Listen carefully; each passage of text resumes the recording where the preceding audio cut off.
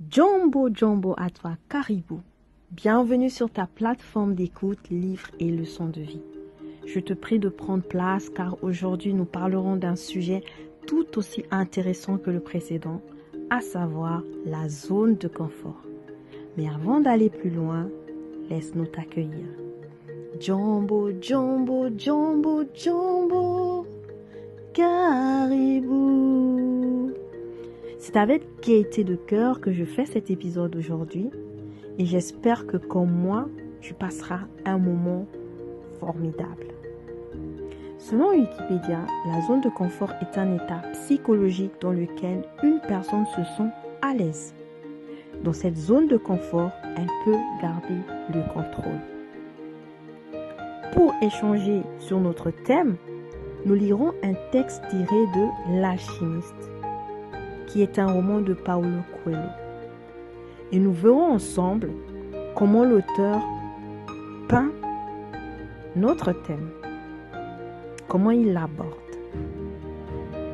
Place à la lecture. Voilà 30 ans que je tiens cette boutique. Je connais le cristal de bonne et de mauvaise qualité.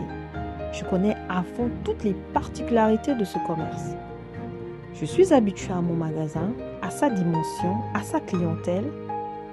Si tu te mets à vendre du thé dans des verres en cristal, l'affaire va prendre davantage d'importance. Et moi, je devrais changer ma façon de vivre. Est-ce que ce ne serait pas une bonne chose? Je suis accoutumée à mon existence.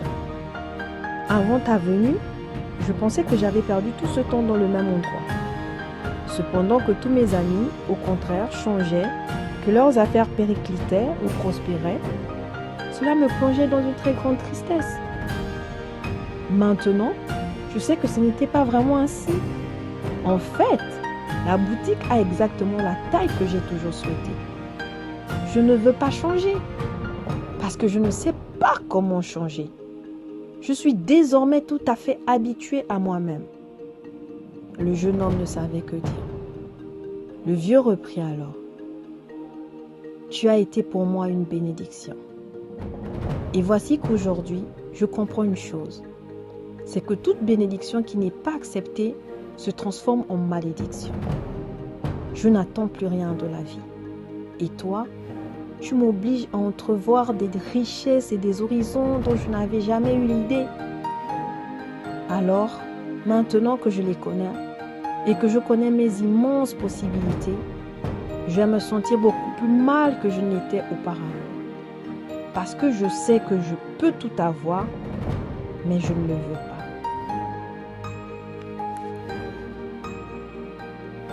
Waouh! Nous pouvons dire merci à M. Coelho parce que vous êtes d'accord avec moi qu'il nous en apprend des choses. Je suis sûre que plusieurs idées défilent dans votre tête actuellement. N'hésitez donc pas à nous partager en commentaire. Après lecture, nous pouvons retenir que la zone de confort est un état de stagnation, une zone de stagnation, et que cette stagnation peut être à divers niveaux, divers domaines. Ça peut être une route dans la routine de vie malsaine, une manière de penser limitante, dans du métro boulot dodo, etc. En fait, ce qu'il faut retenir, c'est que on n'atterrit pas là de manière hasardeuse. C'est quelque chose qui se construit petit à petit et au final, on s'y habitue. Du fait des décisions qu'on aurait dû prendre, qu'on n'a pas pris, ou des décisions aussi qu'on a tout à fait, en toute âme conscience, prises. Qui n'aime pas avoir le contrôle des choses? Avoir sa bonne routine, ne pas être dérangé dans ses habitudes. Le marchand pouvait le dire, je suis accoutumé à mon existence. Je suis habitué à mon magasin, à sa taille, à sa dimension et même à sa clientèle. En fait, ce qui se passe, je me rends compte, c'est que lorsqu'on se trouve dans cette situation, dans cette zone de confort, il n'y a aucune variation, il n'y a aucun changement. On n'évolue pas, mais on ne regrette pas non plus. Et là, donc, on peut se dire, ça va, tout va bien, il n'y a pas le feu, il n'y a rien à craindre. Sauf que c'est une zone de mort. Mort de notre enthousiasme, mort de nos compétences, mort de nos aspirations, mort de plusieurs choses. C'est vraiment une zone dans laquelle nous ne devons pas nous plaire. Car elle développe aussi, ou elle peut développer également en nous, la peur. La peur de désirer plus dans nos vies. La peur de changer, d'oser, de prendre des risques. Elle empêche l'apprentissage de nouvelles choses, des rencontres, des opportunités. Elle restreint notre système de pensée. Elle biaise notre discernement à tel point qu'on peut souligner, comme le marchand, que les bénédictions peuvent devenir les malédictions. Parce qu'on n'arrive même pas à accepter les opportunités qui se présentent devant nous.